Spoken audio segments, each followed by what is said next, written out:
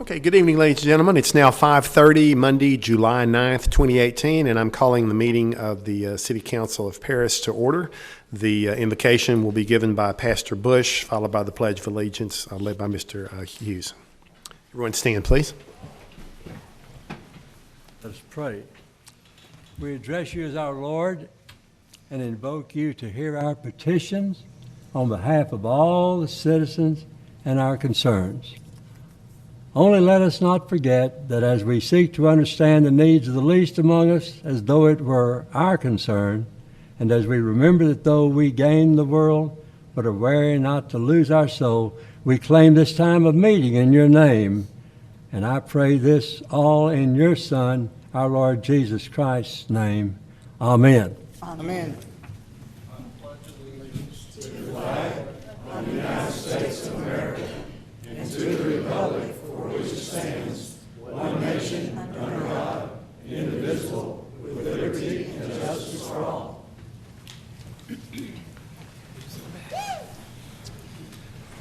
All right, this brings us to the Citizens Forum. Persons desiring to address the council must limit their presentations to no more than 2 minutes. Unless an item is posted on the agenda, the Texas Open Meetings Act prohibits the council from responding to any comments other than to refer the matter to a future agenda, to an existing policy, or to a staff person with specific factual information. Claims against the city, council members, or employees, as well as individual personnel appeals, are not appropriate for Citizens Forum. The Citizens Forum is now open.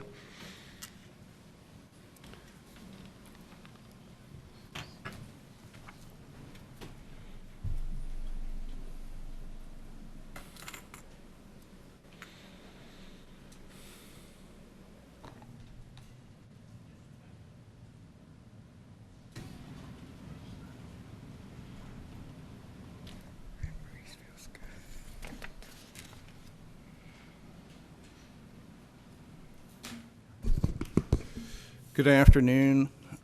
This is concerning American Spiral Well. Could give your name and address. Michael I know who you are. Gladfelder, 1345 6th Street. Thanks, sir. This is concerning American Spiral Well and the subsidies and incentives that we plan on giving them. These are going to be given away by Paris Economic Development Corporation and the City of Paris.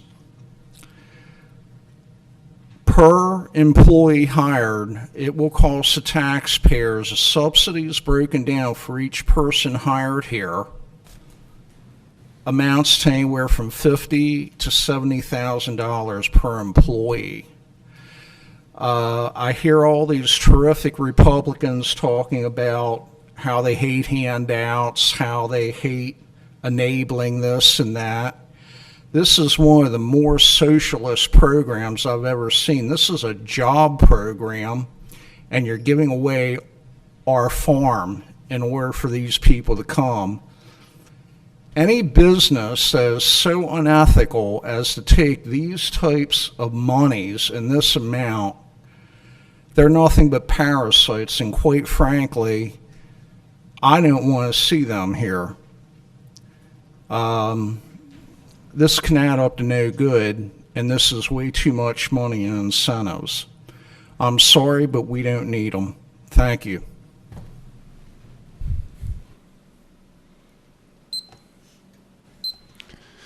Anyone else wishing to address the council? Seeing none, the Citizens Forum is now closed. We have a little bit of more of an unusual proclamation today, and I'm going to allow a discussion, a presentation before we give the proclamation. Judge Superville, you can step forward, and I'll turn the floor over to you. Thank you very much, Mayor, and thank you very much, City Council, for allowing me to say a few words. But however, those of you that know me, it's not possible for me to say a few words. I also got to say it's kind of spooky being on this side of the dais, so it's kind of nervous. But be that as it may, I think I bring good news to you today. As we speak, Lamar County and Paris, we stand on the threshold of tremendous economic and community development that is headed our way. As you know, working with the TxDOT and Sulphur River Regional Mobility Authority, the SRMA, Highway 1924 will be completed in the coming months, which will completely four-lane Paris-Lamar County to I-30, which is fantastic news for all of us who commute in that direction. It's good for our manufacturers.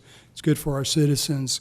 And in addition, as we speak, TxDOT planners have authorized and retained consulting firms to prepare advanced designs for, quote, the complete widening to 4 lanes of U.S. Highway 271 and U.S. Highway 82.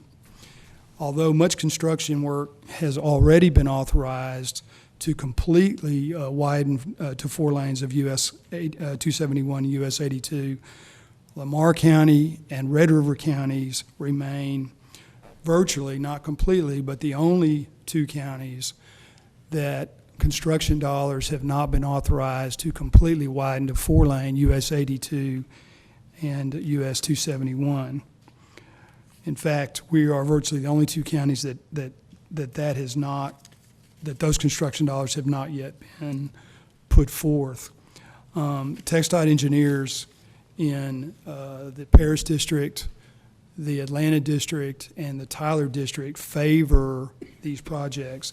And indeed, Commissioner Austin with TxDOT favors these projects. However, TxDOT, which, by the way, I must say has been absolutely wonderful to work with, TxDOT needs our assistance to move these projects up to what they call the Unified Transportation Plan, with the UTP, which will move these projects from a planning phase to a construction phase.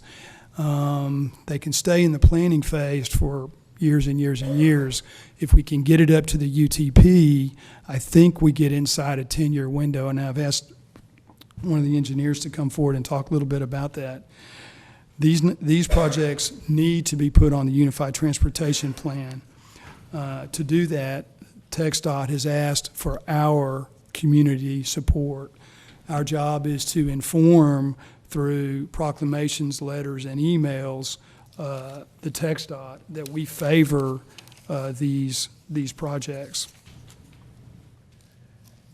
Lastly, I want to say, before I recognize the engineer, and this comes directly from the TxDOT planners about how important it is if we can get 271 4-laned through Lamar and Red River County all the way to I-30 in Titus County, and we get 82 4-lane from Bowie County going west through Bowie, Red, Lamar, and Fannin counties, connecting us to I-30, 75 to the west.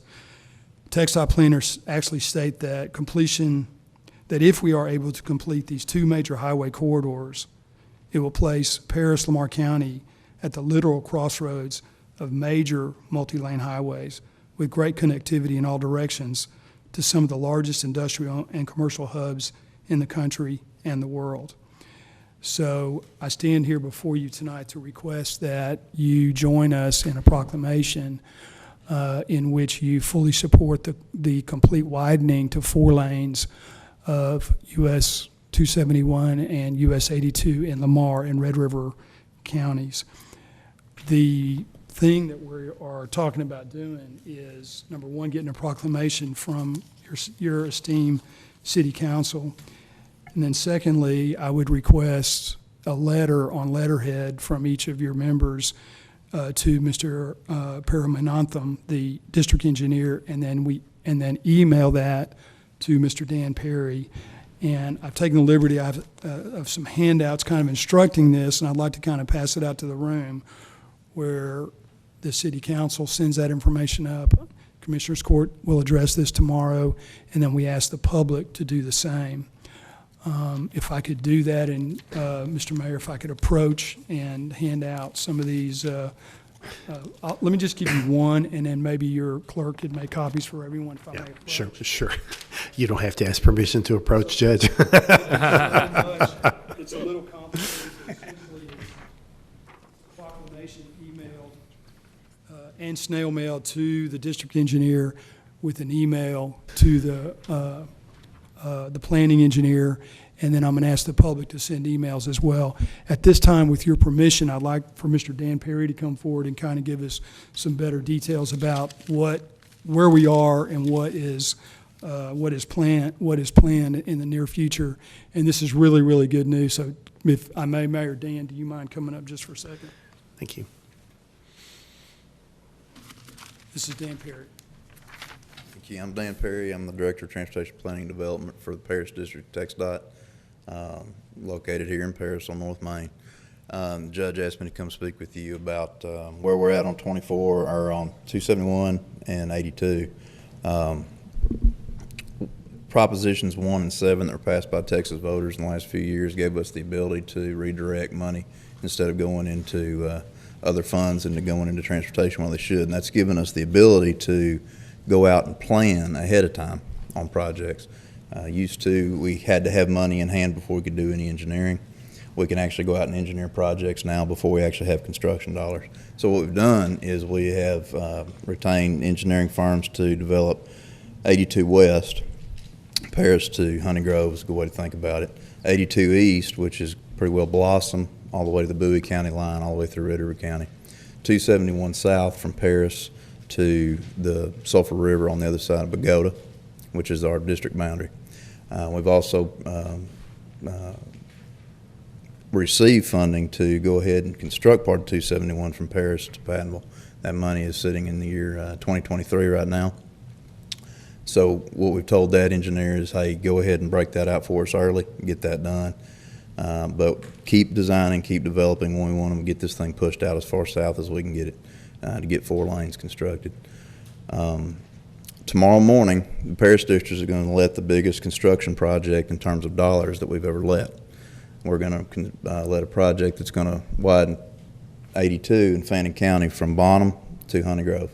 Brings it right to our doorstep at the Lamar County line. It makes sense that we need to get that project now developed from that point all the way to the loop in Paris. Get that on the books and get it done. And then continuing that east all the way to I-30 at DeKalb in Bowie County as the next big step on 82. I mean, if we can get that done, combined with the advanced planning that the Atlanta District has done in Bowie County, their Phase 1 project is already complete. Their Phase 2 project is to take it to 4 lanes. Then we'll have 4 lanes east and west all the way through, which will connect I-30 to I-35. If you don't want to take I-30 all the way into Dallas to get where you want to go, you can jump on 82 and you can come right through Paris. 271 is also a very important corridor for us to get that Paris to I-30 to I-20 to Tyler connection made. It's important for Tyler. It's important for Paris. It's important for everybody in between. Once you get to Paris, you've got 271 north at 4 lanes. You got the Indian Nation Turnpike. You can go all the way to Canada. The north-south piece, south of Paris to Tyler, is an important route up 59 and 259 from Houston and New Orleans and those ports down there. We can direct some of that traffic through Paris if we go ahead and get the 4 lanes built, and that's important. We recognize that's important. That said, the planning is the planning. We have the money to plan. We don't have the money to build. What gets us to the point of being able to build is local buy-in, local support. We can rah all we want from our office there on North Main, but we're competing with the entire state of Texas. And so we have to show that it's important for the community. The community cares. The community wants to see it happen. And Judge Silverville has done a great job in rallying that support. I've tried to help him however I can. He was a big part in getting that money for us to get from Paris to Pattonville completed and get that in hand. And I know he's a big supporter of this. Thank you. I'll go ahead. Great job. Great job. There's a couple other people I think you really need to hear. They're way smarter than me. That's why I wanted to talk first, because they're way smarter than I am. But I think you heard Dan mention that part of what TxDOT's idea is to pull traffic off I-30 because I-30 traffic is growing so fast they can't build and expand I-30 fast enough. But Don Wallace here, he's forgotten more about transportation development than I'll ever know in my life. Don, do you mind coming up and saying just a couple words? My name is Don Wall. I live at 533 Brooks Way. It's a real honor that the judge would ask me to come out of retirement and help see Linda. We've been down this road before, haven't we, girl? it's important that we do get these highways 4-lane. We've been requesting this for some time. Now that with the highways being built from the west coming this way and from the east coming toward us, it's finally our time. I mentioned when we christened the last section of 24 a couple 3 years ago that in not too near future, maybe not in my lifetime, but Paris will be an economic mecca. We'll have 4 intersecting 4-lane highways coming here, and we'll be a transportation hub. And I sincerely request your support of this resolution and that we're having. The judge has asked me to help get public support, and which we'll be doing, and we want every individual and every company to support this because TxDOT wants a lot of public support behind their presentation when they present in Austin on the UTP the latter part of this year. I thank you very much for this opportunity to address you, and we look forward to talking to you in the future about our transportation needs. And now, Judge, you want to talk? Don left out the part where he said Superville want this done by October 1. You left that part out, Don. TxDOT. Everything. TxDOT's going to make this decision by December, and I want to recognize Holland Harper on the SERMA. Treasurer Holland, come on up here a second. He's been working really hard with the SERMA. He knows as much about this as anybody. I've tried to make a lot of those meetings, but I think Holland's made every single one of them. So this is Holland Harper with the treasurer for the SERMA. Good job. Thank you. I'm Holland Harper at 1040 31st Street. For the last 5 years, we've been buying right away, building road, and we're about to have it all finished up. And that really happens because we have public, which is you guys, and then we have private support the right things to do.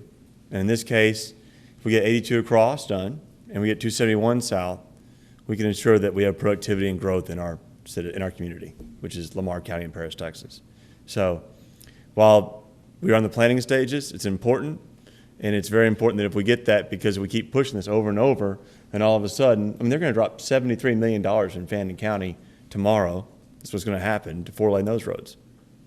In a couple of years, we want the same thing to happen in Lamar County and in Red River so we can have growth for our manufacturing base and our citizens here. So thank you. Holland reminds me that industry follows freight, commerce follows industry, and then residential development follows commerce. Paul Allen is here with the Chamber of Commerce. Can to say a few words in support. We made a presentation to them, and so Paul is here, and Michael Paris is here to just say a couple words. So, Paul, thank you. Paul Allen, President of the Chamber of Commerce. I would like to say that the Chamber has signed a proclamation in support of this highway improvement. We see this as growth for not only Paris, but also the local community. And if the local community begins to grow, it is a win-win for everyone. So hopefully you will join us in that vision that we have for highway improvements 271 and 82. Thank you. Great. That was great because he did send out a notice to his membership, and when those letters have started pouring in, and then Michael Paris is here, he's going to be helping us. Michael, do you mind coming up and saying a few words, and then we'll hopefully be done. Michael Paris, Executive Director for the Paris Economic Development Corporation. I can tell you that when I first got here, the PEDC started looking into this matter, especially our partnership with SERMA and our partnership with 1924 expansion. In looking at the expansion of 82 and trying to really develop from the Fannin County line to the city of Paris, as well as the development of 271, one of the things we approached TxDOT about was a feasibility study, then to start looking at the loop. And if we're going to increase that traffic to the city of Paris, especially with freight, personal traffic and things of that nature, we need to look at the loop because, as you know, the light on the north end of the loop can get kind of hectic, but also too there's increased traffic off of the loop up towards 271. And so we're going to have to look at how we're going to handle that traffic. So we were important in talking to TxDOT about that feasibility study, but we strongly support and have strongly supported the expansion of 82 and also the expansion of 271. I will be approaching our board on July the 20th about reviewing the proclamation for the board's review as well. Thank you. So I hope you adopt this proclamation, and I hope the citizens will, everyone email to the TxDOT, and I circulated that flyer, just email and or have your business send a letter to the TxDOT that you as a citizen of Northeast Texas, you fully support the complete widening to 4 lanes of US 271 and US 82. I haven't fact-checked these numbers, but a person was speaking the other day, a few months ago, said 100 years ago that Paris and Dallas were exactly the same size, and jump forward 100 years and you see the difference. And the difference is the decisions that they made 100 years ago brought them to where they are today. So this does not guarantee that we're going to get this highway development. I just want to make sure that we're clear. This will not guarantee that. But if we don't do this, I can guarantee that we won't. So thank you for your support on this proclamation, Mayor. Thank you, Judge. Yeah, I think I speak for the whole council. Obviously, we're 100% behind this. Just a show of hands, the entire council, complete agreement that we support this proclamation. I'll personally read the proclamation here in a minute and sign it, but I certainly know no one on the council will have any problem with sending emails to the appropriate people, and so we'll get together with you to make sure we're doing that in conjunction with you and the efforts that you're doing. So the proclamation, I'll read it right now. Proclamation of the City Council of Paris, Texas, supporting widening U.S. Highways 271 and 82 to 4 lanes.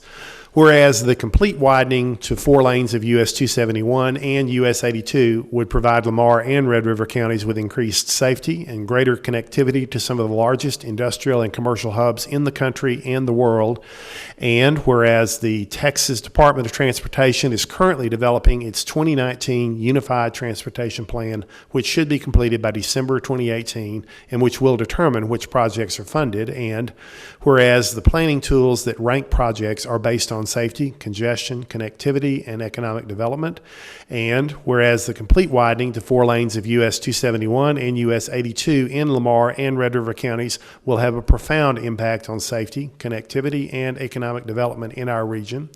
And whereas the complete widening to 4 lanes of US 271 and US 82 in Lamar and Red River counties will have an impact on congestion and air quality in the Metroplex. And whereas the vast majority of the portions of US 271 and US 82 that are not completely widened to 4 lanes are located in Lamar and Red River counties. And whereas communicating with our representatives and leaders about the importance of these projects is profoundly important to secure their support and funding.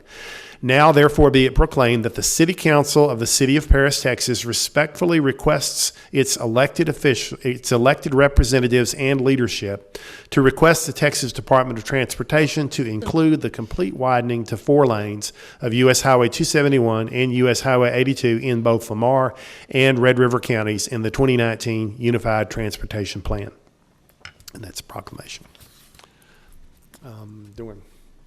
Do we give this to someone? Judge Supervisor. Yeah, come up front and I'll present this proclamation to you.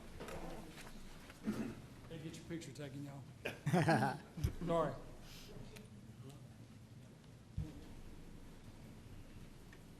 This one, them up here, because these are the guys that have been doing the heavy work, not me.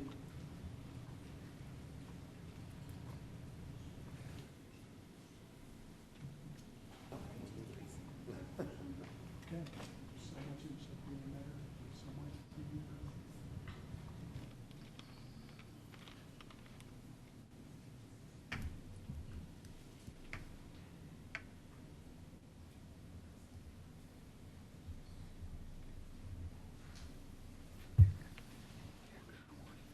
Appreciate it.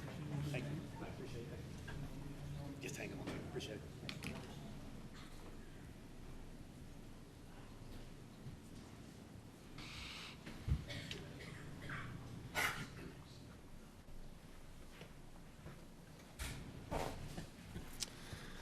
All right, next is the consent agenda. A couple of items on that. Anyone have either of these they wish to pull for additional discussion? I make a motion that we accept the consent agenda. Second. All in favor? All right. Brings us to item number 7. Receive presentation from City Square Paris regarding planned programs and activities in Paris. Mayor and Council, City Square Paris is a new organization, relatively new to our community, and I'm just going to introduce Rob Spencer and Ted Henderson, I think's back there. Yeah, there he is. And they just want to make a presentation to you, kind of bring you up to date on who they are and what they're up to, and it's all good stuff. And we've also had some opportunities to to work with them on potential future plans. I think they'll talk about some of that tonight, too.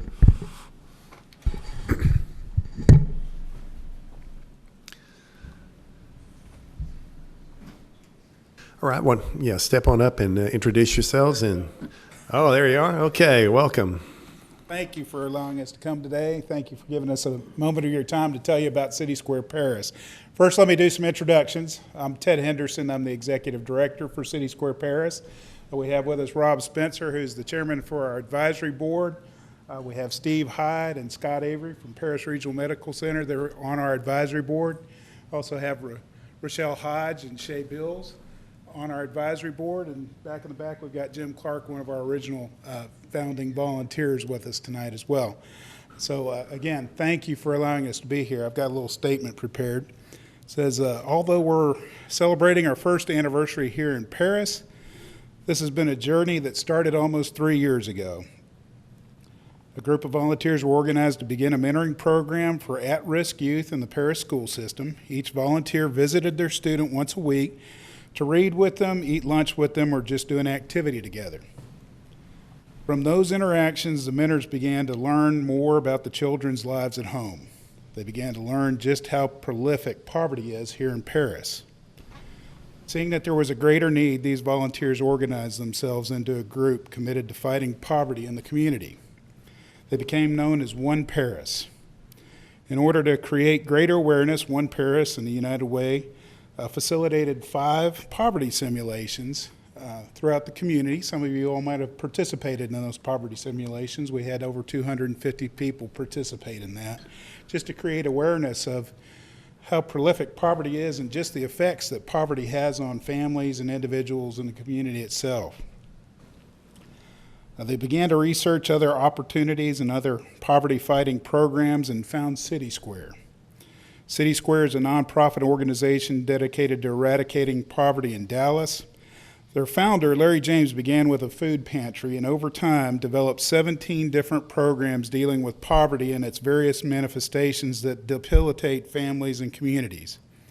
These programs include job training, family budgeting, life skill classes, transitional programs for children aging out of the foster care system, medical clinic, medical transportation, patient navigation, prescription management, legal services, walk-in case management, adult education classes, feeding programs, permanent supportive housing, and affordable housing.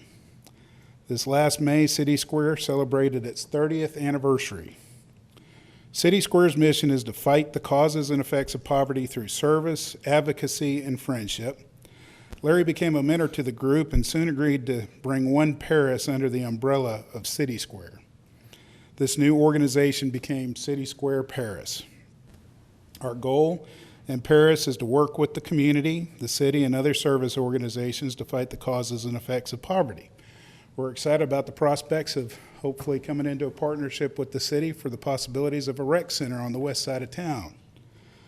Our plan is not to provide a service. Our plan is to empower those in need by creating opportunities to help our neighbors lift themselves out of their current situation. In that vein of a rec center, we're excited to announce that we just recently entered into an agreement with Oak Park United Methodist Church for the use of their Family Life Center. Their building will now become our new home.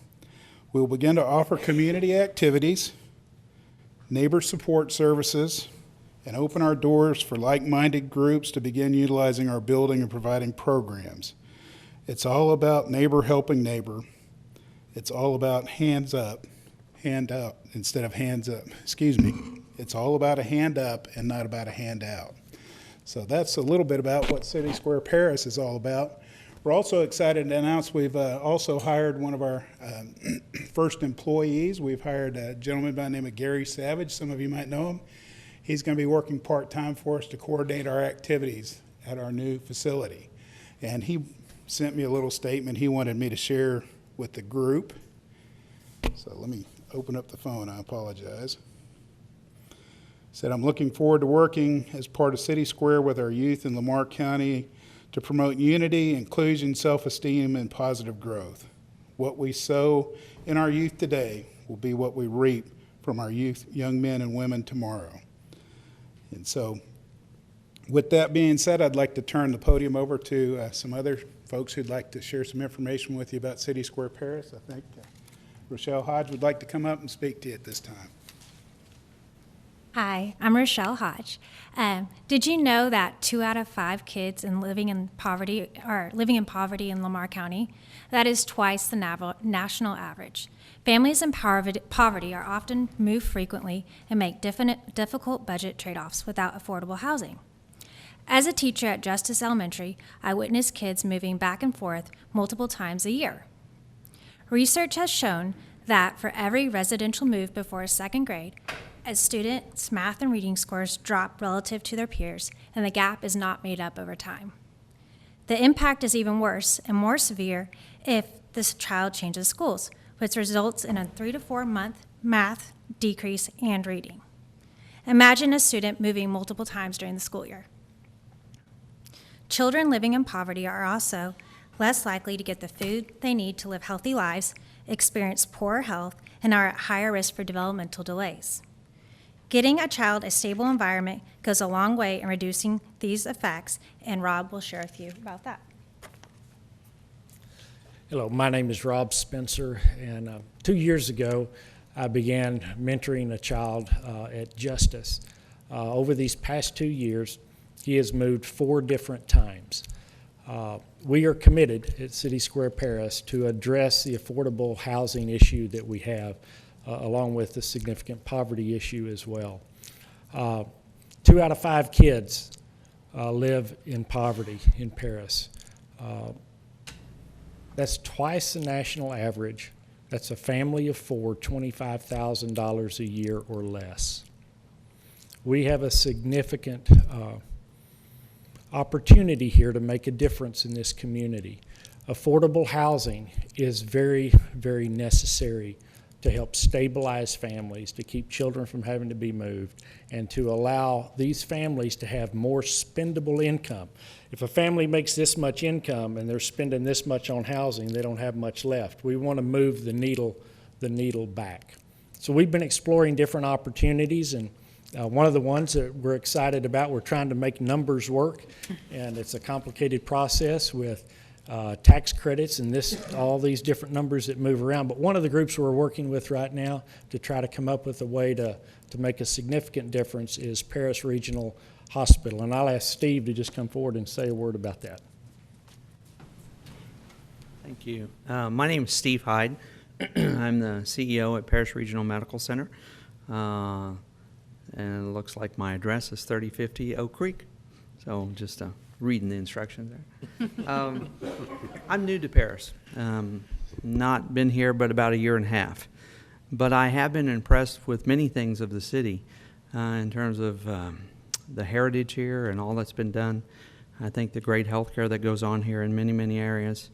As many of you guys know, we're struggling to figure out what to do with the St. Joseph's facility and where we go from it. So one thought is partnering with City Square Paris and converting that into some sort of low-income and affordable housing.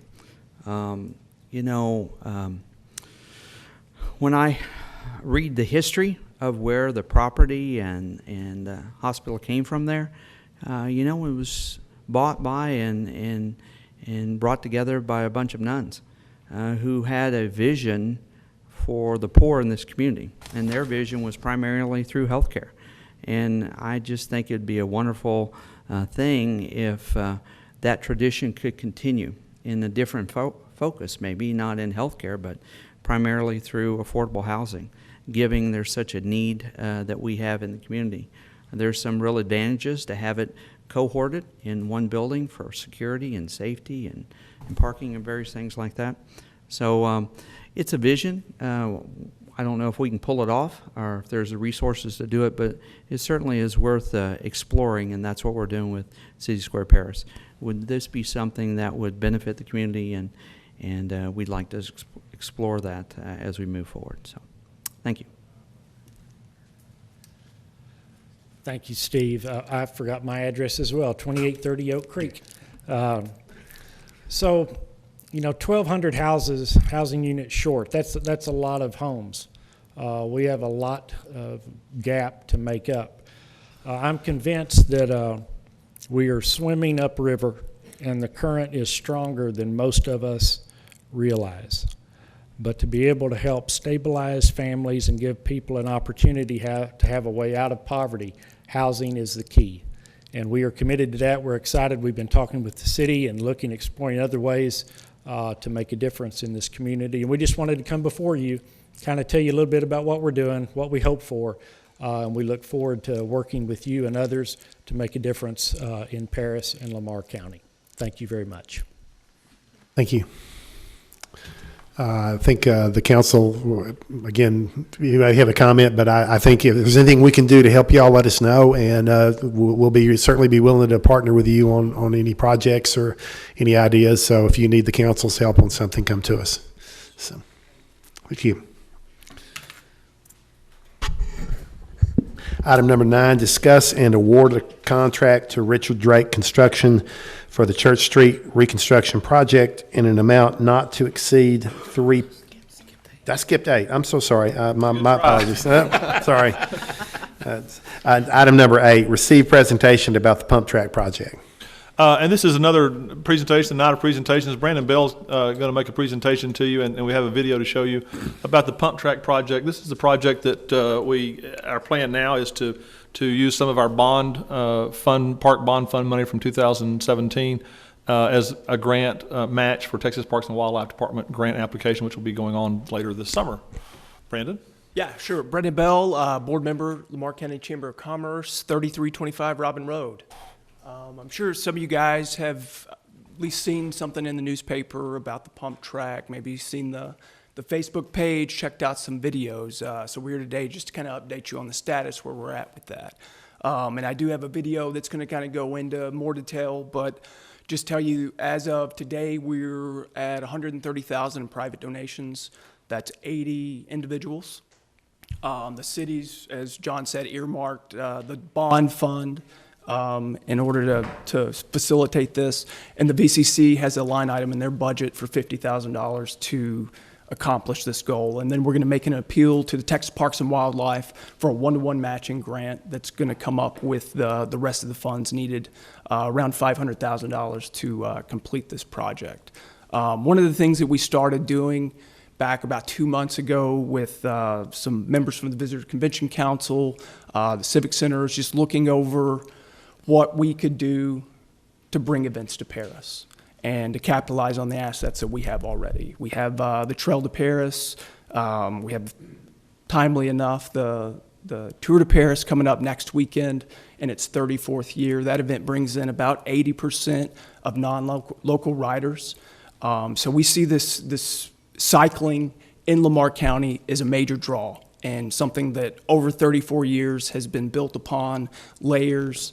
We now have the Barber Hill mountain bike trails located out at Pat Mays Lake. And then going into that, there's going to be an additional race that's the day after the Trail de Paris this year called the Gravel Grind, which is basically going to take the Tour de Paris event and put it on our gravel roads. So there's a whole new niche of riders there that are going to be flocking into Lamar County next weekend, eating at our restaurants, staying at our hotels. So if you guys want to cue that video, it's about a minute, so it won't take too much of your time.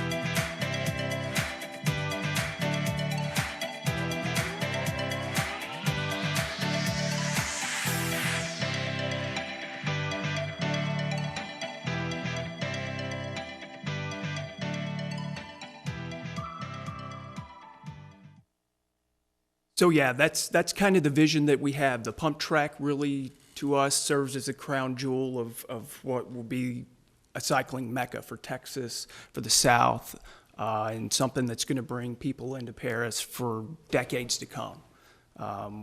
Seems to be a relatively low output from the public-private partnership, and something that we think is really going to tip the bucket when we get to that. But I'll entertain any questions that you guys may have, or anything pump track related, bikes, anything that the council may have. Any questions?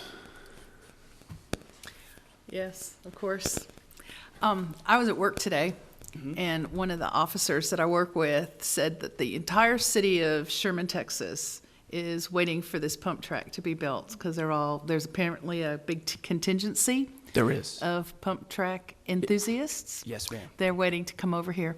Yeah. Yeah, that made me feel good. I'll add on that. So I've been kind of responsible for the social media side of this, and we started out immediately posting this into there's a NTX mountain bikers group. So we've been kind of strategically hitting Tyler, Dallas, Sherman, Austin, San Antonio, throughout the state, just putting this message out there, and the response and feedback that we've gotten has been really overwhelming. It's just like you said, I mean, there are people waiting daily that are just excited to see this thing happen. My question is, from what I gather, and I may be wrong on where I think it's going to be located, but is it going to be located, let's see, north of the Civic Center and west of the Pavilion? In that Yes. area between Collegiate? Right, there's a creek that runs parallel to Collegiate, Uh-huh. and then if you cross the creek, There's It's- that field, right. small field. Yes, ma'am. Apparently pump tracks aren't very large. Footage-wise, we're looking at about 16,000 square feet. That's going to encompass probably an acre footprint, and that's roughly a quarter of an acre. Well, a third of an So acre. you're going to need more land. No. That's going to be more than sufficient. There's a little bit over 2 acres of what we're looking at for that Oh, site. okay. Right, So it's like yeah. 2.16 acres. Oh, okay. So it'll be enough room for the amenities and so forth as well. And of course, we'll be able to share parking that exists. So that's and then you've got the connection to the Trail to Paris, and then also it's real visible from Collegiate. So that's kind of the factors and that are important. And I just wanted to add too, and thank you, Brandon, and everybody that's involved in this. This started out as we felt like a pretty good project. Again, it's in your park plan that was adopted in the spring. And we were looking at a project of maybe $200,000, maybe a little less. And so with this huge community support and participation from so many different people, we're able to offer a much larger complex, which is nicer and bigger and newer and the biggest in Texas, and maybe beyond. But it also, again, expands the scope, the people that are going to come. You're going to get people from Sherman and Arkansas and Oklahoma to come to Paris to ride this thing, not just local folks. And kind of like the last thing, just another example of partnerships. When you partner with groups like this, you can just do so much more for the community. And we've got so many great folks and organizations in our community that are willing and able to do that and stepping up. And this is 2 examples here in a row tonight. Are the plans currently drawn out for this, or is that in the works? It's in the works, and we should have at least our first renderings within probably the next week to 10 days. The company that we've contacted to build this, and it's the premier builder of these throughout the world, they visited Paris 2 weeks ago, did an initial site assessment. And they said it would be 2 to 3 weeks before we would start seeing some of those renderings, but we expect those very shortly. Okay. And what's the safety record of these? I mean, do you have a lot of, obviously something like this, you're going to have a broken arm or two, but I guess it's Sure. designed with safety in mind to try to. Absolutely. Their number one goal is safety, so they engineer the turns and everything where they minimize the fall impact. So that's the first thought into it. They want to raise the fun, but safety is the most important step. Required helmets, elbow pads, the same that you would have if you put your kid on a bike out in the street. Mm-hmm. And the risk is pretty much the As same. far as shifting sands and things, our soil's a little unstable. I guess it'll be designed in a way that it'll be repairable when time works Right. on it and it starts deteriorating a little. Yes, sir. Yes. So the discussion that we had is that we would go through and do soil testing and find good layers. And if it means that we have to dig out 7 feet, that's kind of, we're shooting for the right way and not doing it to where it's going to, come back in 5 years and need some maintenance on top of that.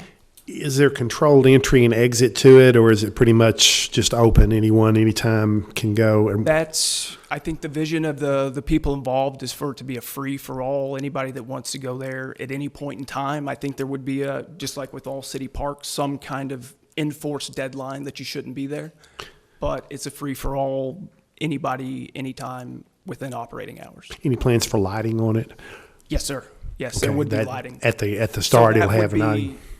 Looking at events that can kind of tee off of this, there, ability to do nighttime rides, to have, a concert, and looking at the design, wanting to incorporate maybe a center pavilion within the track that we can put picnic tables, shade structures, that way people can, be inside the track in a way. But I think the hope is that we can have this thing and we can have some really cool events. It'll be not just an attraction for bike enthusiasts, but concerts and the like. And then also utilizing the pavilion there. There's a lot of space there. So there's a lot of possibilities. Okay, thank you. Any other questions? Are you going to have a board or something that kind of manages this and has ongoing fundraisers for maintenance and maybe even some support to help the Civic Center with their parking lot, since Sure, I mean, y'all are gonna be those are using it? I mean, is that- considerations that we're kind of working through right now. But yeah, there needs to be some kind of oversight. We're right now working on a committee that can kind of get together and start strategizing and building events, reaching out to the right people. And Velo Solutions, the company that's building these, has been tremendously helpful because they've gone into communities and done the same thing, and they've been a really good resource to fall back on. So. I have a question, sir. Yes. Will there be any kind of like supervision there when it gets started to make sure we're all doing this right and safely? That, what we see and what happens, for example, the skate park that we have here, I think you're going to see some of the same people that would take advantage of that resource. And those are kind of policing in a way. I don't see the need necessarily to have someone out there all the time, but it would be good to have adults out there that can kind of get out there and show kids the way.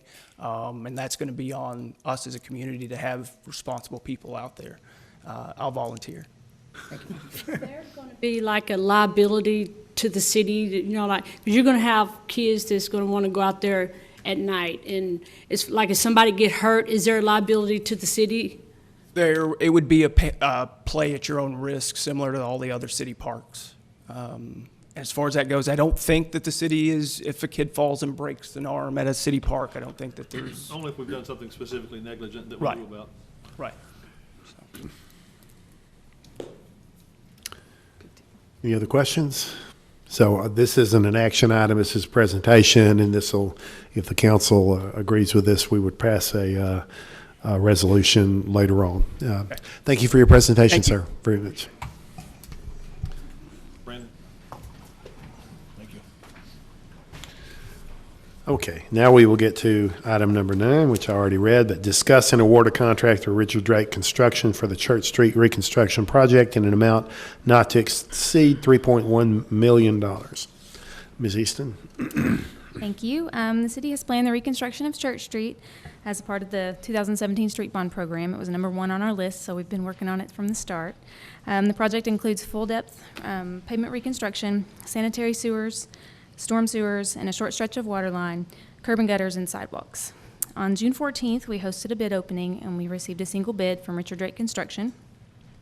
The bid was structured so that we could get pricing for a few different design alternatives, including pavement design, as well as some enhanced concrete things at the intersection and some street lighting.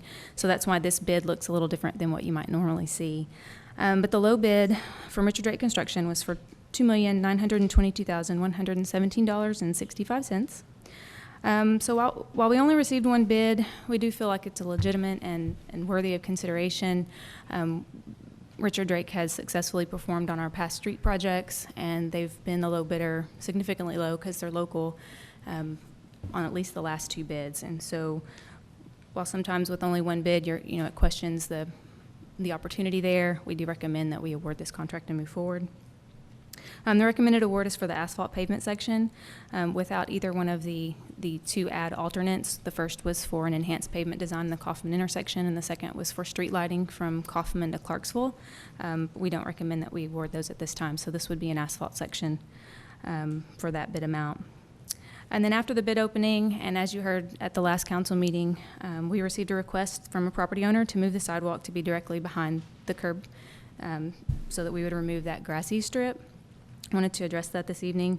The concern, as I understood it, would be one of long-term maintenance and code enforcement of the grassy strip. But at this stage in the project, we can't just eliminate that grass strip by moving the sidewalk. We would have to widen the sidewalk because all of the utility poles have already been relocated in preparation of this project, and they would actually be in the middle of our proposed sidewalk should we just slide it over. Because of that, it would be an additional cost to the project. Last week I mentioned 100,000 is kind of the ballpark. Sharpened my pencil a bit, and that's why you see the 70,000 number in the memo. So we're looking for ways, maybe a compromise on limits of where we'd actually widen and remove that strip. And we would propose to do that in the areas where we're limited on right-of-way. There's a portion of the project from Hearn to Washington where we only got 40 feet. And it makes sense to do it in that area because we're limited on space anyway. The strip is only going to be, 18 to 24 inches wide in that area, where in the areas where we have 45 to 50 foot of right-of-way, we have a little more room, and that can be a nicer piece of grass area.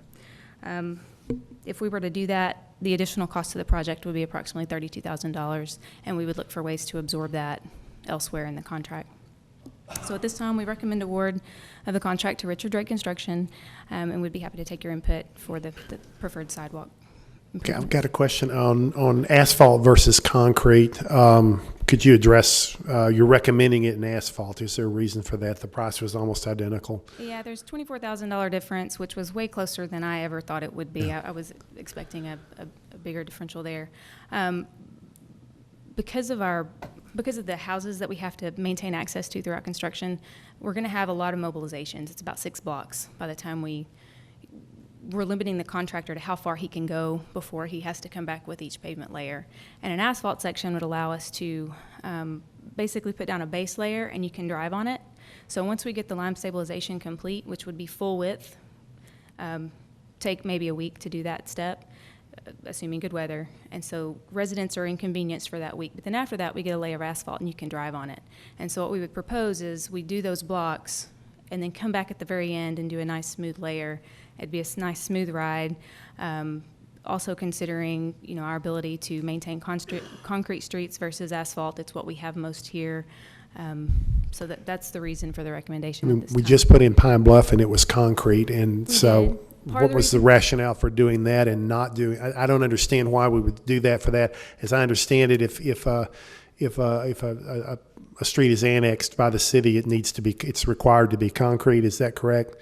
Yes, sir. A developer. So we're requiring a developer to put a concrete in, but we're putting asphalt in. I don't know. I know it would be a little inconvenience, but if it's going to last longer and the cost was essentially the same, I don't see why the push for asphalt. I struggled with this for 2 weeks after the bid, so I understand it's a challenging decision, and really there's pros and cons for both. On Pine Bluff, the decision was primarily made because we had gas service lines that were very shallow, and we had to have a deeper cut to build up our asphalt section, where concrete kind of bridges. It's a rigid pavement, not a flexible pavement, so you don't need as deep of a pavement section. So in order to avoid, basically Atmos Gas had a lot of services that we were going to hit if we continued with or we were going to have a significant delay. So that was part of the rationale on Pine Bluff. It's not a part of the rationale on Church Street because Atmos is currently relocating and they're going to be outside the street. They're going to be behind the curb. So that doesn't play in here. Long-term maintenance, it's 6 of one and a half dozen of another. I prefer concrete. Well, I see 6th and 8th Street Southeast that are being repaired even now, and they're not impacted properly. There's little ruts that are in it, and this street is a few weeks old, and it's already deteriorating. We're having to address it. Again, it seems to me that just happens to asphalt streets, and so I don't know. I don't know that much about it, but I was my feeling certainly was I didn't have a problem with doing this with concrete. I was surprised the price was virtually identical, Very similar. $20,000 difference or something like that. Right, So, 24,000. but do you have a strong I mean, was this a strong recommendation, And or is this just that's what I wanted to say. We've gone back and forth, and we both like the idea of concrete, but it's going to make the project slower, and width is going to inconvenience folks that live there a lot. And we don't want them mad at us for a whole year. In the end, I think they'll prefer it. Yeah, that's what I was thinking too. But it will be more difficult. It will be more. They will not be able to get to their house for, I don't know, 2-3 weeks at a time. It's a other longer than by foot. inconvenience. So We'll do as well as we can and manage, but it's a struggle. And then, we got lots of complaints on Pine Bluff and how long it took. So, I mean, we'll do the best we can and speed it along, but it just takes longer. Cure time on concrete, you almost have to do it in half sections. It's a different situation. So because it was almost equal, we went with asphalt for the recommendation, but it was a hard decision to come up with. Okay, I'll open up some other questions. I've been monopolizing. What it. Go ahead. about fixing a water line, electricity, and things? To me, asphalt's a whole lot easier to repair, especially if we have to dig out a line or. It is. That's another reason that we play into it. But on this project, we're going to have all new sewer, and we're proactively installing services to every lot along the way. So unless somebody comes in that we don't know about and they need 10 services that we didn't anticipate, in this case, we should be prepared so that we won't have to dig it up and provide services. So we're trying to plan ahead, but you never know. I mean, someone comes in a lot that Have we went? Mr. Drake probably has forgot about more paving than all of us will ever know.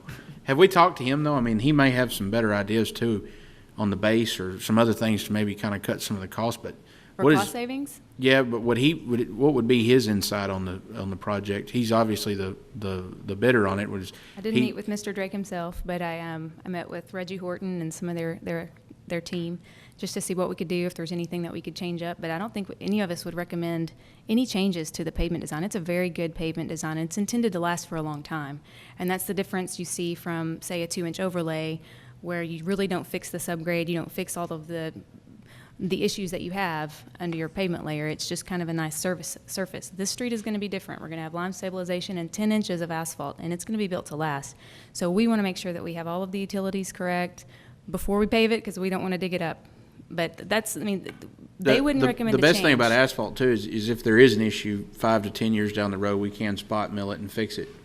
Where in concrete, we're gonna solve the repair on concrete with our high PI soil. I mean, the concrete's going to be. The concrete repairs are more expensive. It's going to be a lot more expensive. But it lasts 20 to 30 years typically without any You're not anticipating. I mean, That's it's going to be built. You don't expect it. I mean, That's right. obviously these things happen, but you're not expecting to have the kind of problems that we're used to having with some of our old pipes. That's right. Okay. Yes, ma'am. This has been a year since we've talked about the initial what streets would be done, but it seems to me like this is coming in a lot over budget.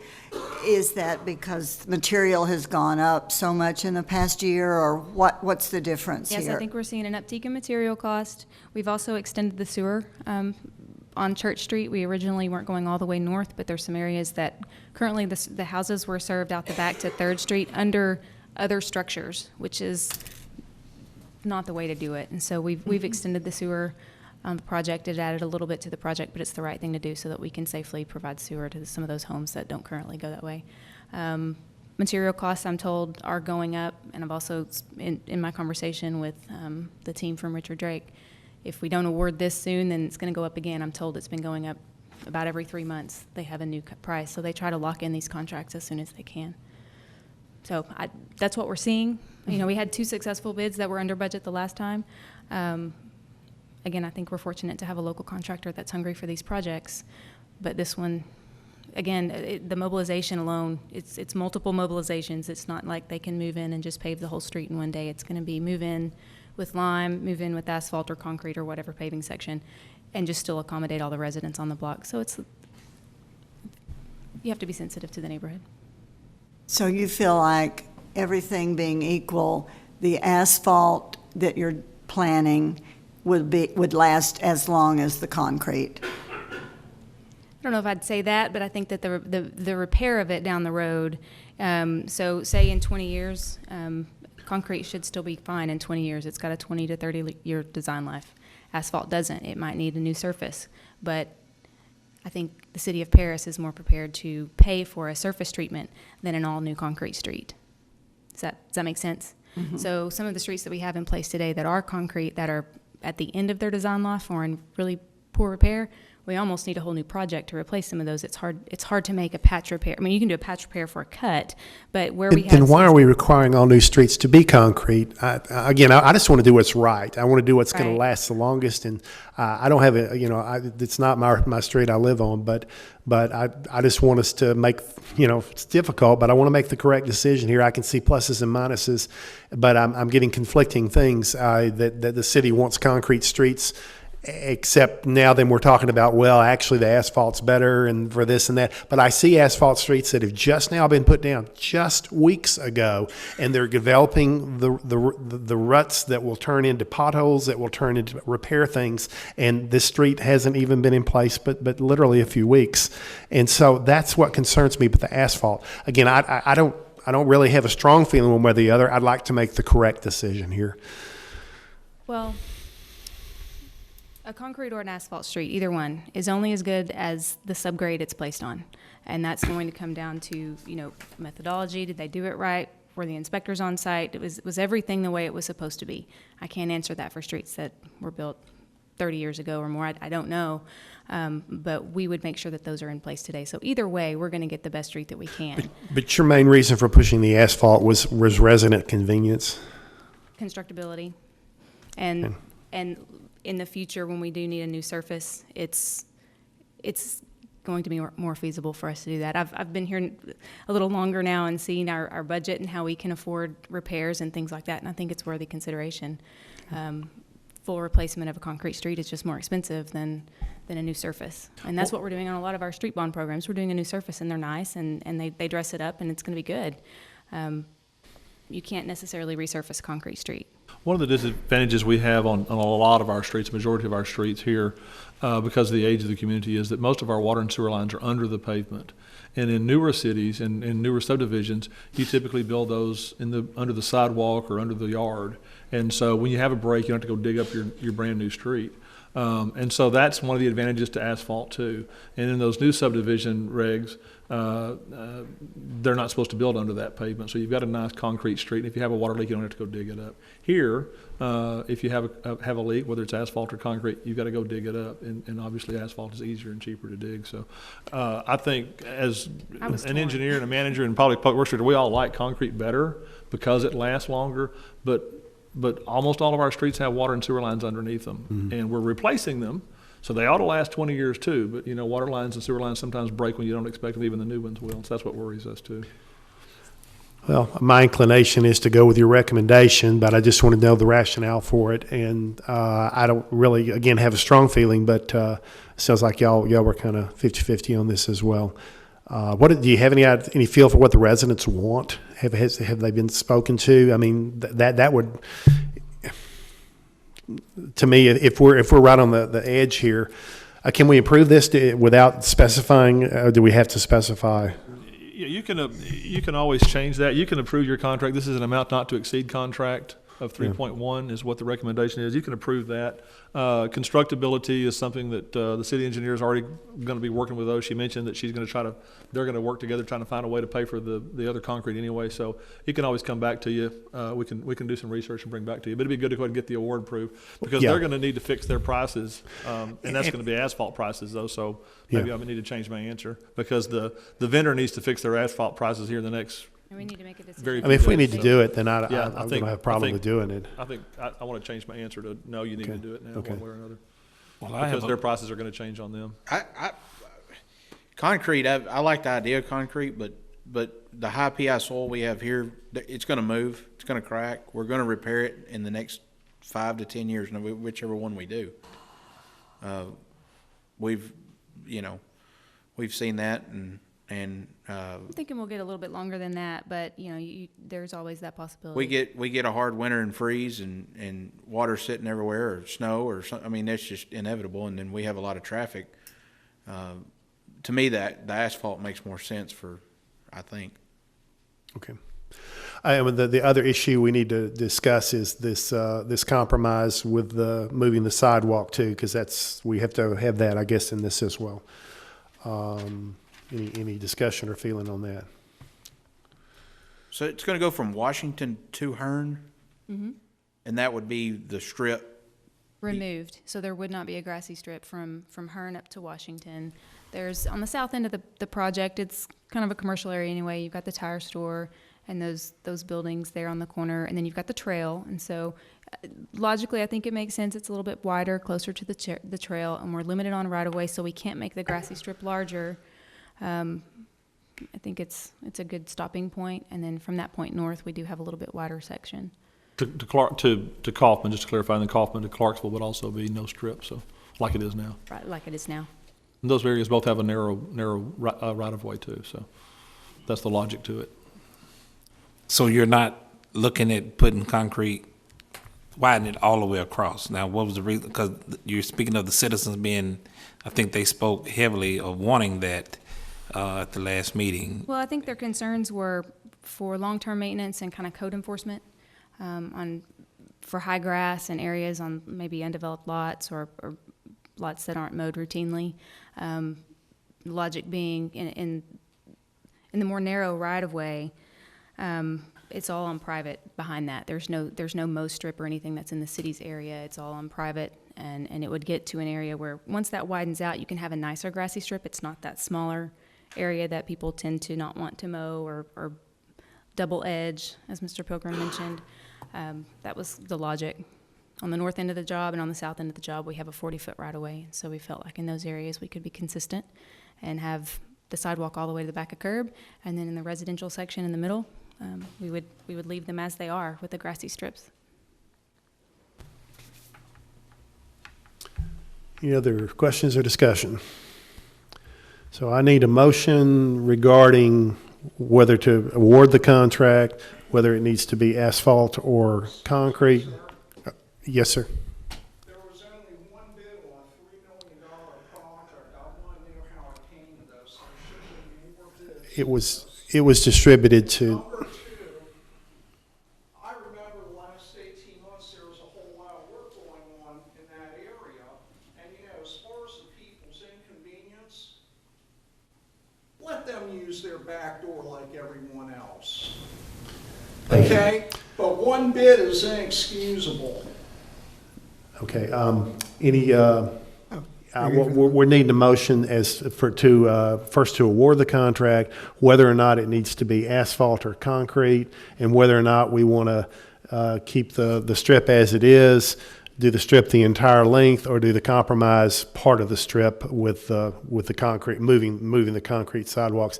Do we kind of have a consensus? There's asphalt right now as a council. Okay, so we No, it's the same on the way. I don't mind. Okay, so we kind of have a consensus on the asphalt. Right. What about the concrete, moving the sidewalks? Do we want to go with a compromise where it goes part of the way? Do we want to do it just the entire strip, the entire length? It's going to cost a little more money to do that. What's the feeling on that? I'd like to just the compromise. You like that? Okay. I like the whole length to make it look symmetrical. So you want the whole length of it, the sidewalks so. moved?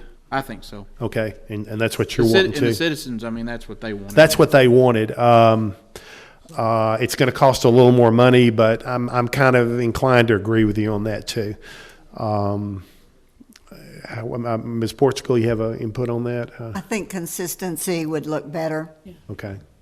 Me too. Okay. Consistency. So I think I'll make the motion, and I'll be happy to amend it, but I'll make a motion that we accept this contract with Richard Drake Construction for not to exceed the $3.1 million with the street being asphalt as recommended by the engineer, and with the sidewalks moved to eliminate the strip of grass as was discussed at the last meeting, and reject the compromise. That's a long motion, Janice.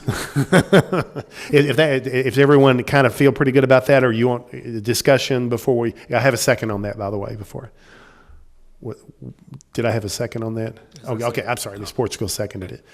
Are we comfortable with that as a council? Because I'll be happy to amend that if people are wanting to do something different. I just want to get it passed. Go with it. Is that the way everybody feels? Okay, all in favor of the motion as I made it, raise your hand.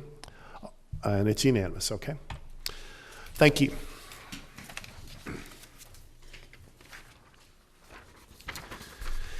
Item number 10, discuss and act on the fiscal year 2018-19 annual program of work and budgets for Love Civic Center and the Visitors and Convention Council.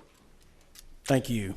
I am honored to be the president of the Lamar County Chamber of Commerce. Thank you for those of you that have replied to my emails and conversations that I've had. It has been a very eye-opening experience the last month in this position. I have asked a lot of questions, and believe me, I'm getting a lot of answers. And everywhere I go, folks are talking about the downtown revitalization. They're talking about economic growth. They're talking about population growth. They're talking about Lamar County and the things that are happening. I feel like I'm coming into this position in a very good time because of all the positive things that I'm hearing about what's going on, not just in Paris, but all of Lamar County. I do know this.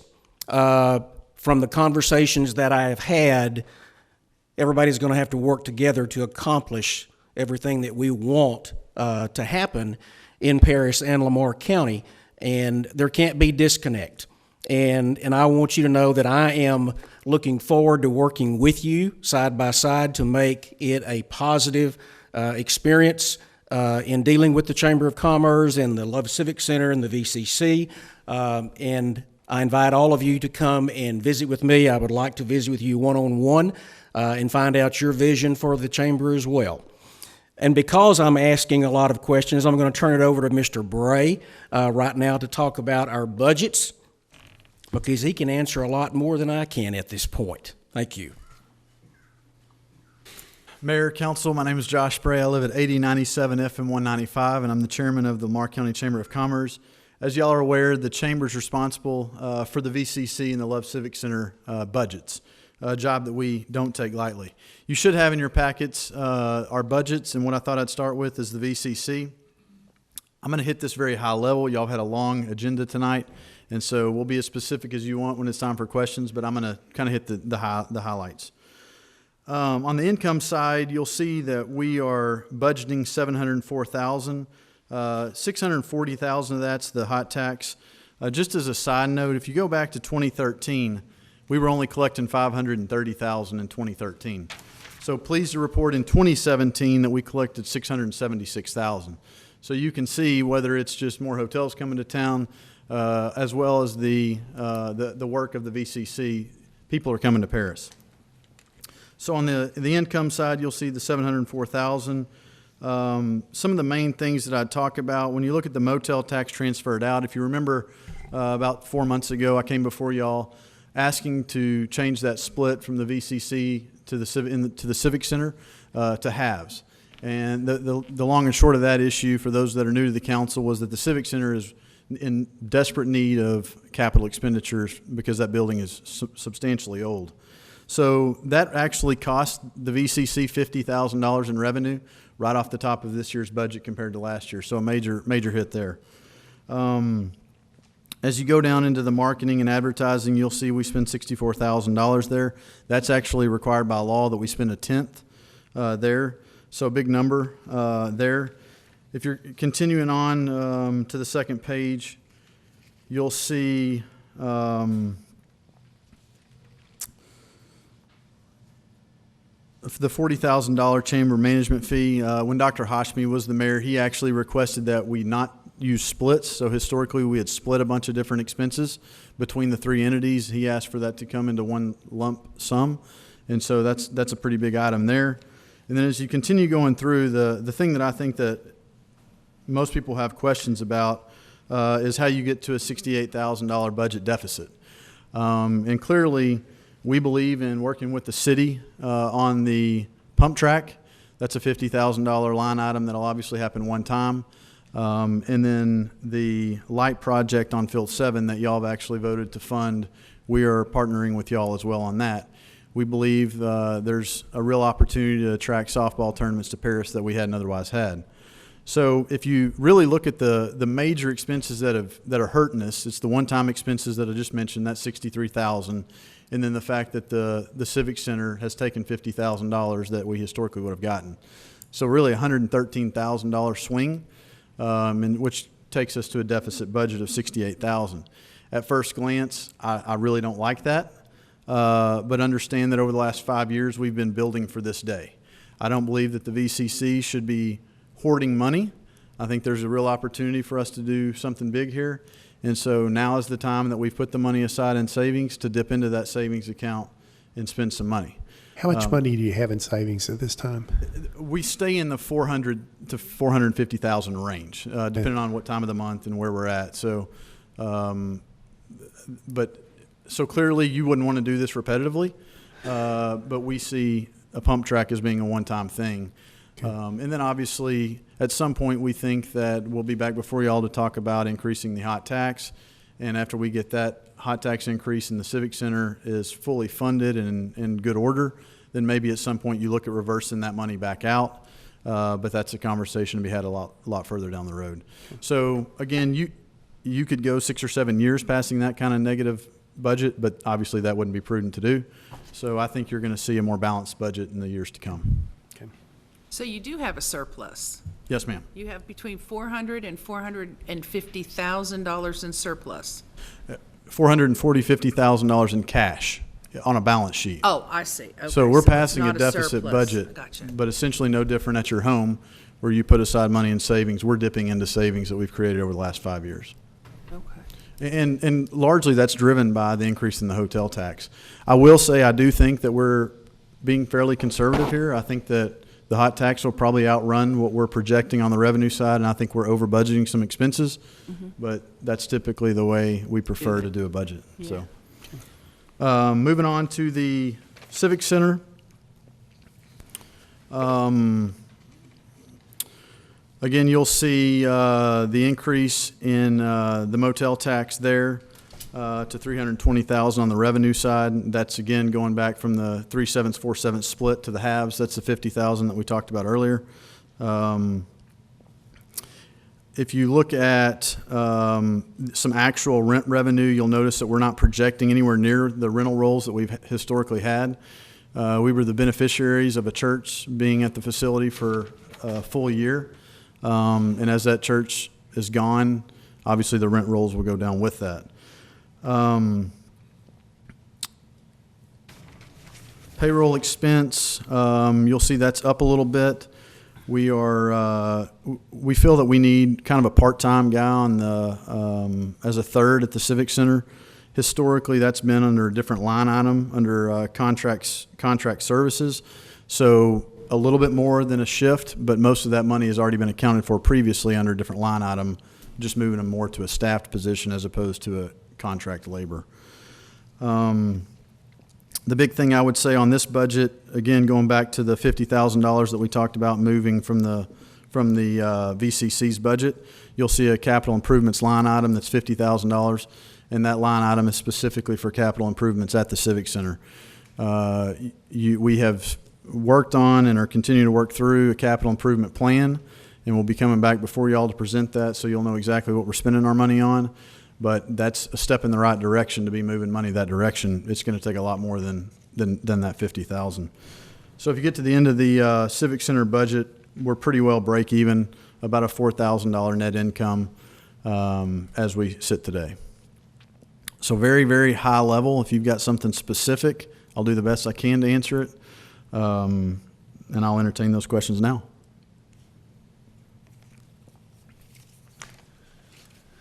Any questions?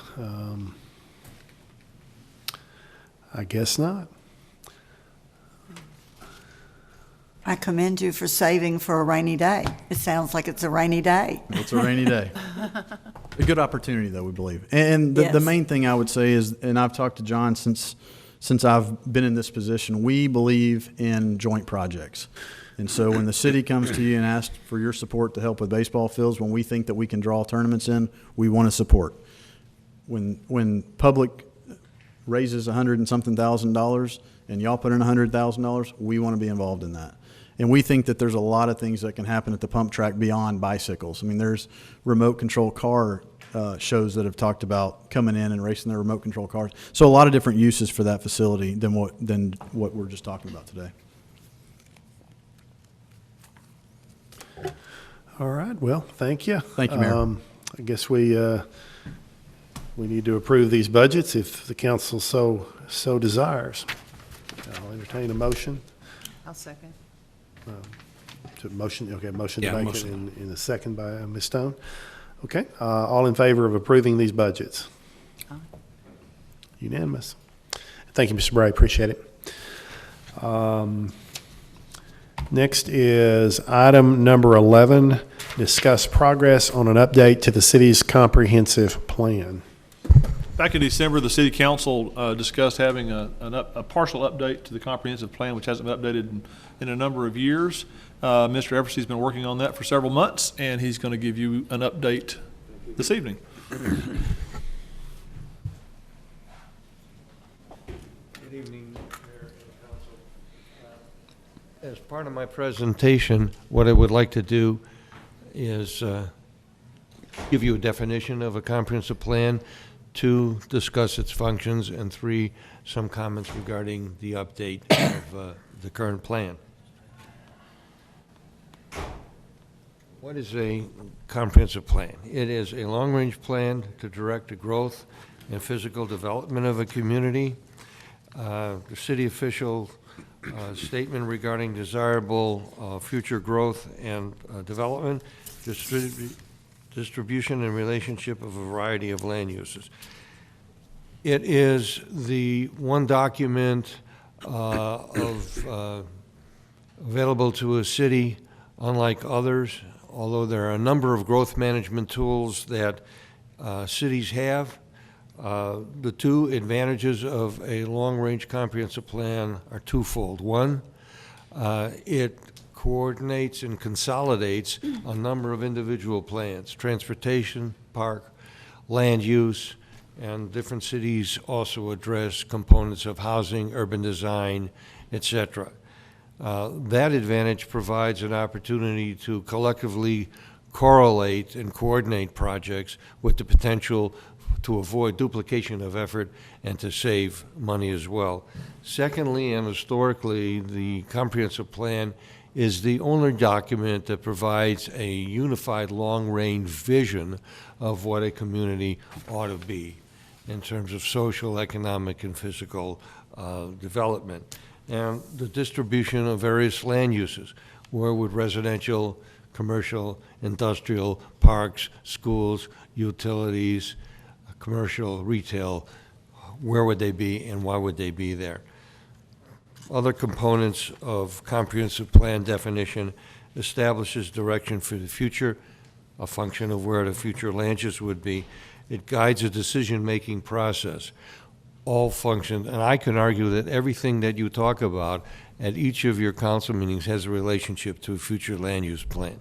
But I'm a planner, and that's how they talk. It guides decision-making process. The most obvious ones for American communities are zoning and land use. The major implementation documents for a comprehensive plan are the zoning ordinance and the subdivision regulations. There's a whole host of others. Utility plans, wastewater plans, urban design plans, capital improvements programs, but the major ones are subdivision and zoning ordinance. That's why you have a planning and zoning commission to address those components. Now let me stop at this point and say that the comprehensive plan, as important as it is not a legal document in the sense that it has the police powers. And what that means is that you can't take a developer by the hand and point to a future land use plan, so you have to build it this way. You have to have a legal implementation tools, and those typically are the zoning ordinance and the subdivision regulations. They're floodplain controls as well. But it's important to keep in mind that across the country, the comprehensive plan is used as a guide. It has to be flexible because of flexible changes in social, economic, and physical situations.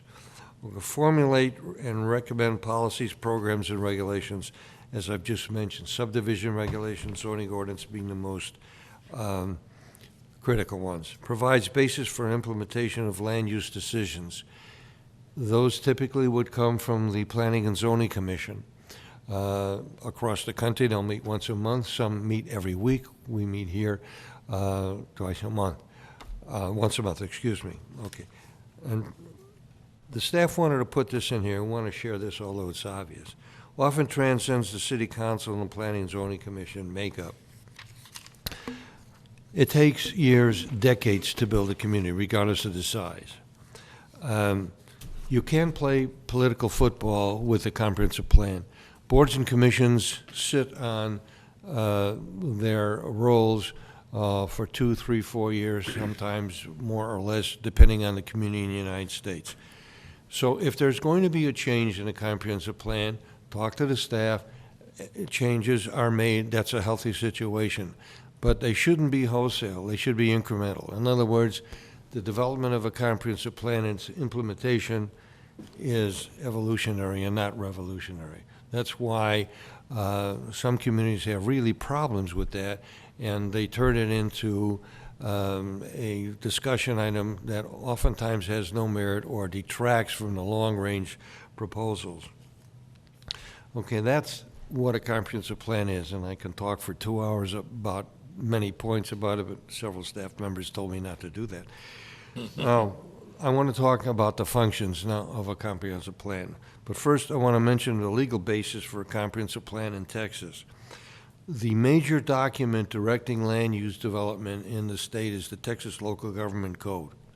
Now, parallel with that, there are zoning cases that occur all over the United States and in Texas too that have an effect on physical development in the city. And sometimes they're translated into the Code of Ordinances. But this is the major document that cities use. And some extractions from that I felt were important. One, a comprehensive plan may be used to coordinate and guide the establishment of development regulations. That gives you the legal authority to prepare zoning ordinance, subdivision regulations, floodplain controls, and a whole host of other components that give you a legal basis to enforce and implement the direction of the future land use plan. Zoning regulations must be adopted in accordance with a comprehensive plan. I think this is interesting. There's no such thing as going to jail if you zone something not in conformance in the comprehensive plan. No one's going to the electric chair. They're not going to get inoculation. There's no legal basis.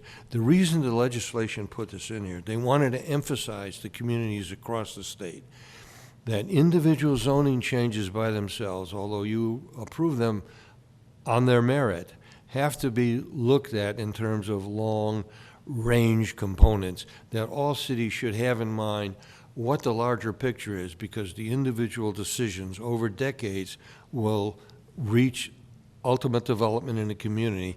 And if you don't try at least to pay attention to the future direction of your long-range plan, you can have inappropriate land uses all over the city that can avoid economic development, aesthetic situations, even blight, and inappropriate economic development. In fact, there's a planning concept called disjointed incrementalism, and it means exactly what it sounds. Zoning regulations are not enforced within Texas county areas, but can be enforced with municipal corporate limits. Texas is the only state in the union where there's no zoning authority in the county. And there are several other states in the union where there's no zoning in the county, mainly in New England and some other states.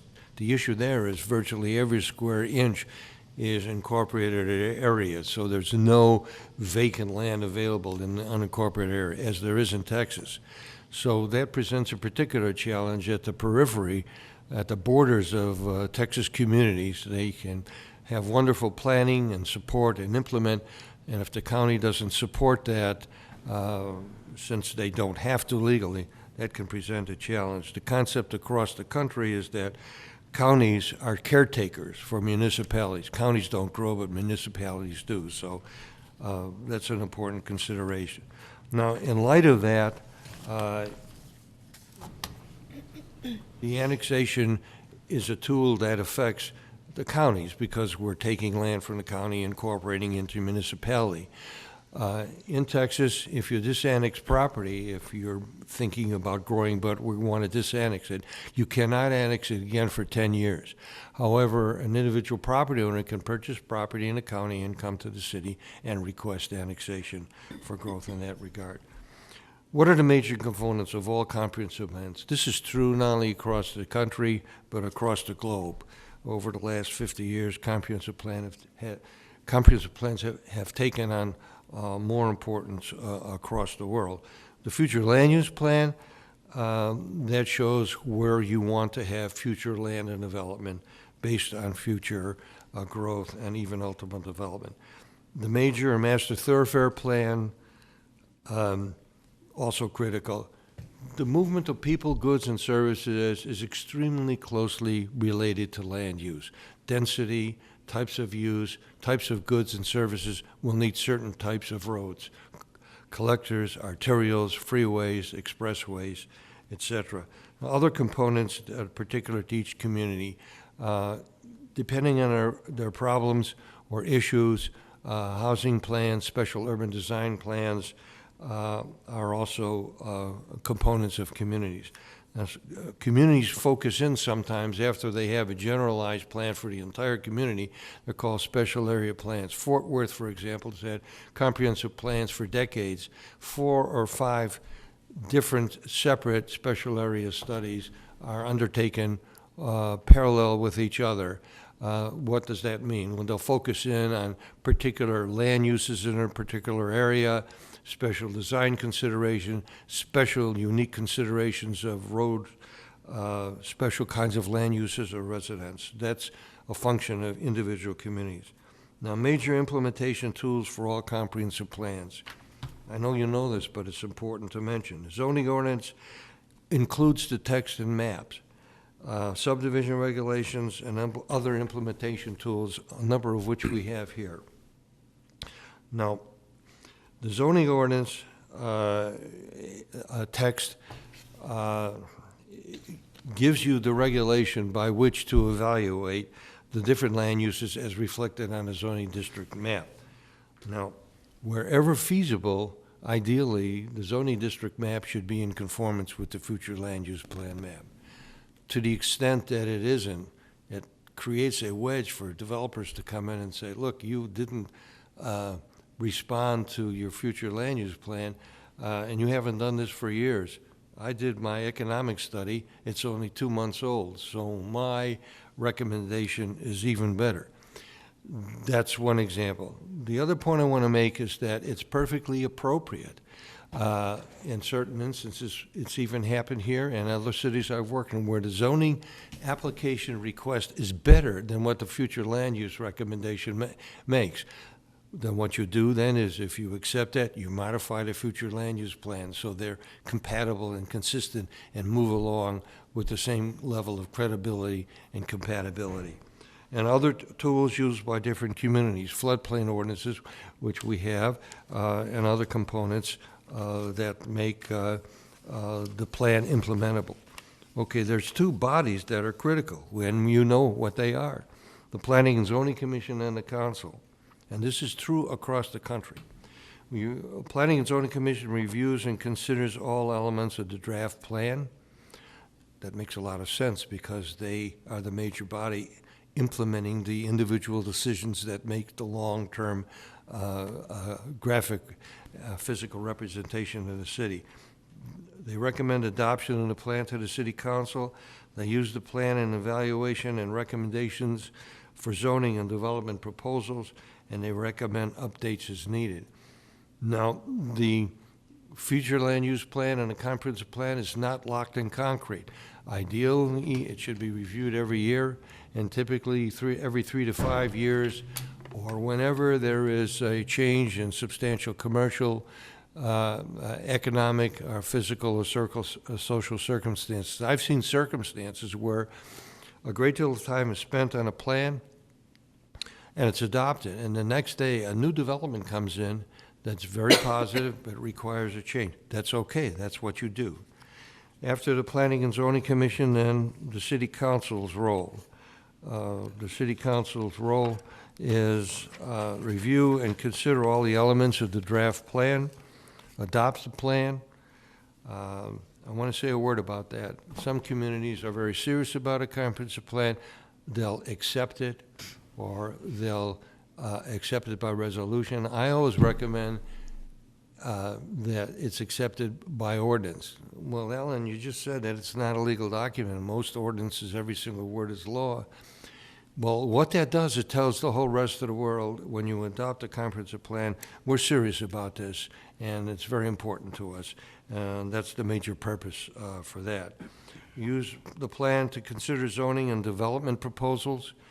Obviously, that's very important. And implement the actions and recommendations of a comprehensive plan. There's many principles and practice recommendations in comprehensive plans, not just the land use, and all of those relate to the long-range planning of the community.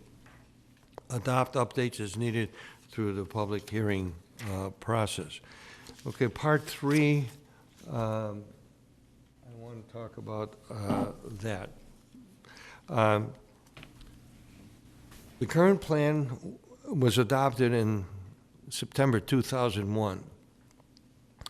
It's still adopted. It's still the official plan for the city of Paris. In my judgment, it's one of the best comprehensive plans I've ever seen for a community of about 25,000. Very thorough, very well done. Then in 2008, without consultant assistance, the future land use plan and the plan legend definitions were prepared by the city of Paris Planning and Zoning Commission, apparently without any consultant help, some staff input. And I thought they did a good job in terms of overall urban design. Also, the city of Paris has, among all American cities, one of the oldest histories of comprehensive planning. The first one was done in 1915. It was well done by a landscape architect in Kansas City, Missouri, Mr. Dunn.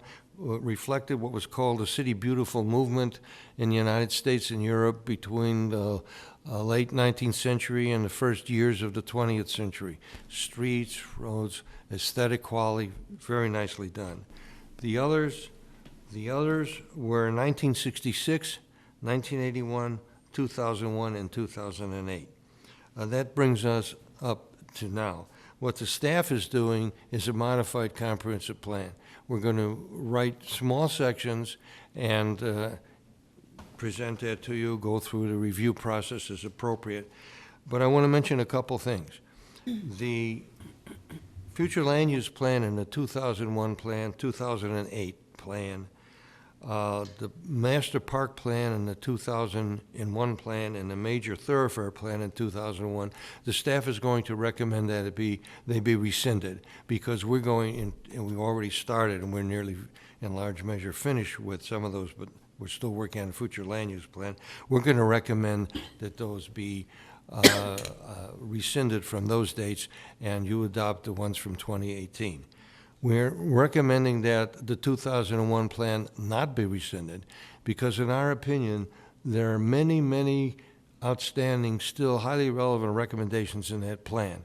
So there's no sense throwing the baby out with the bath. That's still relevant and appropriate. The update will be smaller than some of the others. We're writing some small sections. We're going to talk, of course, about land use. The recently approved park plan will be in there. The downtown plan that the staff worked on will be in there. There'll be a discussion of urban design, implementation, environmental considerations, downtown historic preservation.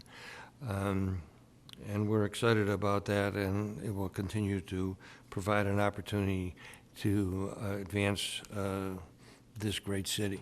Be pleased to answer any questions you might have.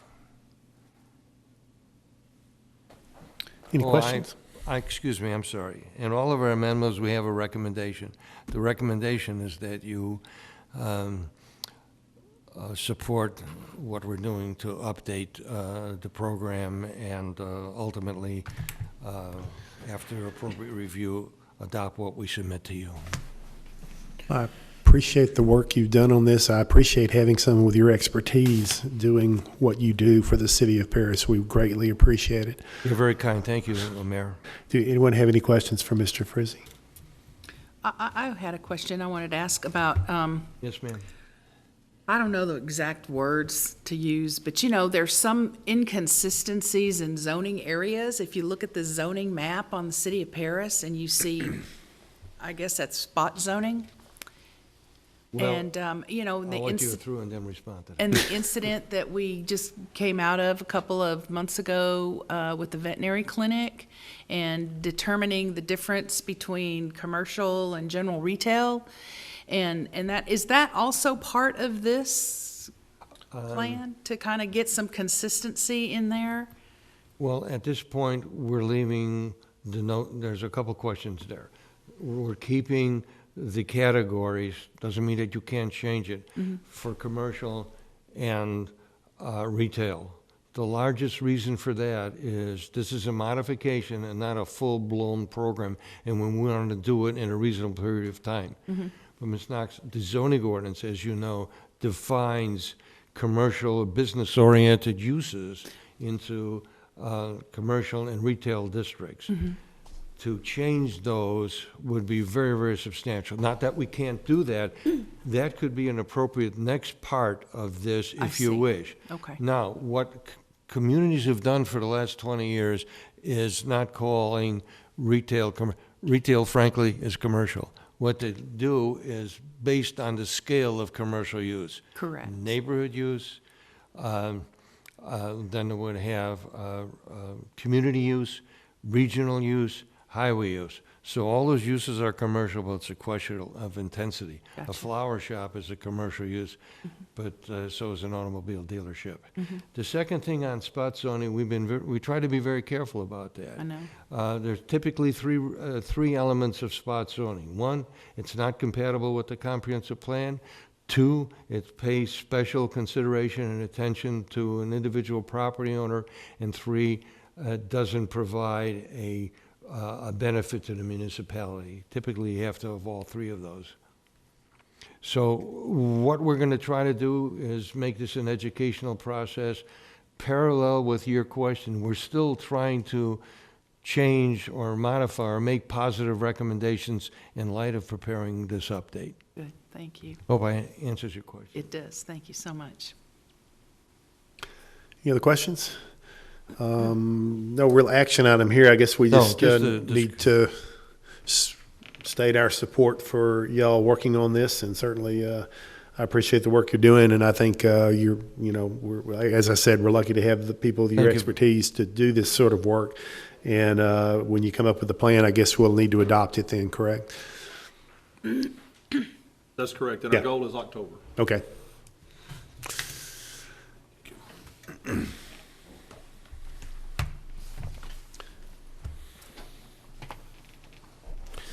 And next item, discuss and act on a resolution authorizing payment of a hiring incentive of $5,000 to Texas Commission on Law Enforcement Certified Peace Officers.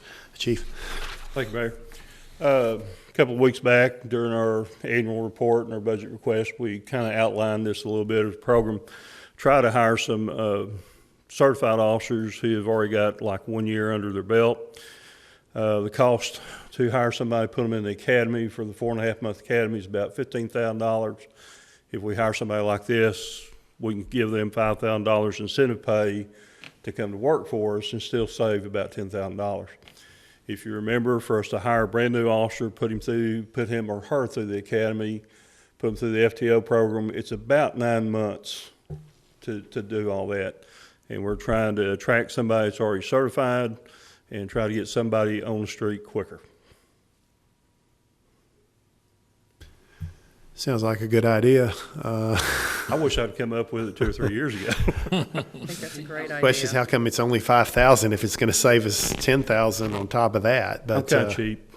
Okay. No, we'd actually bounded about around a $6,000, because the way we're going to pay this out, $2,000 on hiring, $1,000 when they get through the FTO program, and $2,000 when they make probation.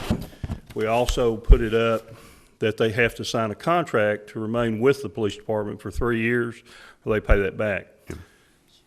How much you pay in versus how much they may have to pay out is the reason why we kind of just picked 5,000. Okay.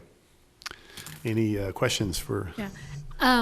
I totally support this idea, but what if you get one and something happens, they have to relocate before that 3 years is up their contract, so they would have to repay that back? Yes, ma'am. In a certain amount of time? Or What we normally do on the contract, and I'll try to do this as delicately as we can, we have some people that leave because they want to go better themselves. There are some people that we ask to leave because they're not what we expected. And with the contract there, if we ask them to leave, that's on us. If they ask to leave, it's on them. Okay. Chief, okay, excuse me. Are we talking about like patrolman? What if a guy comes in has like a sergeant or something? Does that refer to them too?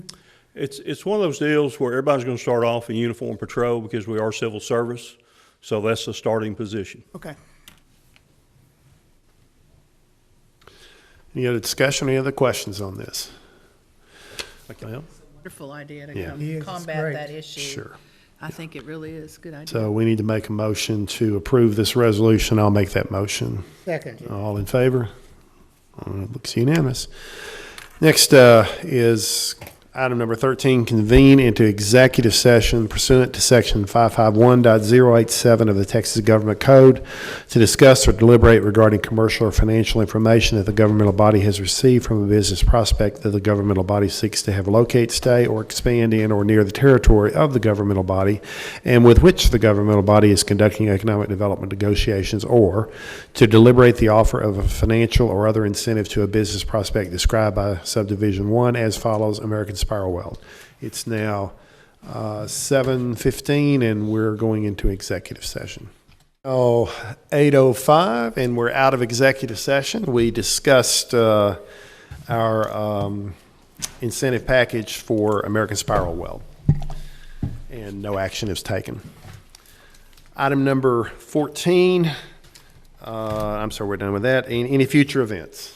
Anyone have anything to discuss for future events?